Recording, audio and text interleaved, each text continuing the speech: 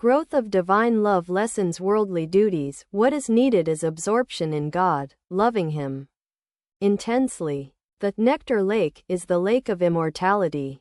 A man sinking in it does not die, but becomes immortal. Some people believe that by thinking of God too much the mind becomes deranged. But that is not true. God is the lake of nectar, the ocean of immortality. He is called the immortal in the Vedas. Sinking in it, one does not die, but verily transcends death. Of little use are worship, oblations, or sacrifice. If a man comes to love God, he need not trouble himself much about these activities. One needs a fan only as long as there is no breeze. The fan may be laid aside if the southern breeze blows. Then what need is there of a fan? To Vidyasagar, the activities that you are engaged in are good.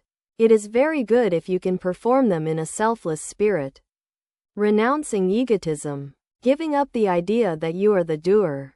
Through such action one develops love and devotion to God, and ultimately realizes Him. The more you come to love God, the less you will be inclined to perform action. When the daughter-in-law is with child, her mother-in-law gives her less work to do. As time goes by she is given less and less work. When the time of delivery nears, she is not allowed to do any work at all, lest it should hurt the child or cause difficulty at the time of birth. By these philanthropic activities you are really doing good to yourself. If you can do them disinterestedly, your mind will become pure and you will develop love of God. As soon as you have that love you will realize Him. Man cannot really help the world. God alone does that, He who has created the sun and the moon, who has put love for their children in parents' hearts, endowed noble souls with compassion, and holy men and devotees with divine love.